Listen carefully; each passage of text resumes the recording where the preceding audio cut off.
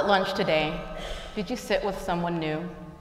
Did you find out what a stranger was working on or what makes a stranger tick? What if we were intentional about that? Let's think about our lives for a second, which means let's think about Instagram and Twitter, Periscope. Social media makes us tired. While it can inspire us to think of new outfits and keep us abreast of the latest news and maybe even broaden our perspectives, it also keeps your brain really active with all the tabs open, which can be incredibly exhausting. It can also make you think your life is more inclusive than it is. You might think you know what someone's working on. You might think you know what someone's life is like, but be honest, when is the last time you really reached out? When is the last time you intentionally challenged your personal perspectives by meeting with or talking to or eating with a stranger? See, I work in the inclusion field via the arts and culture sector because I believe in the power of understanding. I think that if we would talk to each other more, we could understand each other more, and we could understand what each of us personally contribute to the world. And if we can understand each other more, well, then we could respect each other. And if we could respect each other, well, then we'd have world peace. Or something close. I believe in the power of walks and talks and lunch with strangers toward a more culturally savvy city and a better connected city. So enter rock, paper, fork. Molly, along with myself, Jeb Banner, Tori Walker, and Sally Reisner, launched this program last spring as an opportunity to purposely bring people together from around the community. The concept is simple.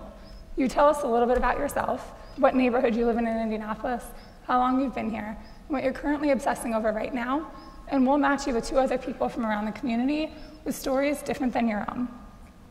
The most important part about lunch is there's absolutely no agenda. This is not a business meeting, this is not a sales call. Instead, it's a chance for you to share a bit about your Indianapolis story and to hear somebody else's. So who has gone to lunch? Well, lots of folks. We've had lunchers between the ages of 20 and 69. 50% have been non-Caucasian. We've had an equal number of men and women lunchers.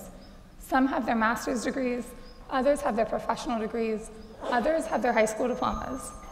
We've had students go to lunch. We've had executives go to lunch. Some people have lived here for 2 months, and others have lived here for 52 years. And they live in every neighborhood of our city.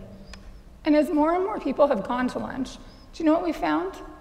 We found that people are learning. They're learning about new and different ways to be involved with the city. They're adding events to their calendars. They're visiting new sites and attractions around the city. New businesses are coming out of lunch, not because someone pitched a business, but instead because someone shared their vision for their business, and it clicked with somebody else. At one lunch, we had a student. She'd only been here for a few semesters.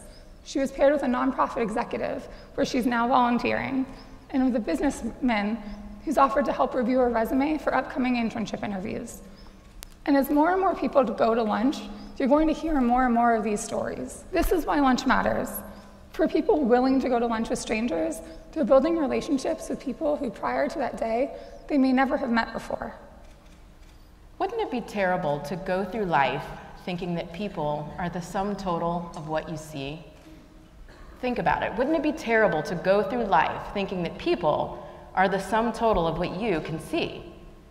If all 500 of us went to lunch, think of the possibilities. Think of the connections that could be made. Think of the alignments. Thank you in advance for doing your part toward a better connected city. We'll see you at lunch.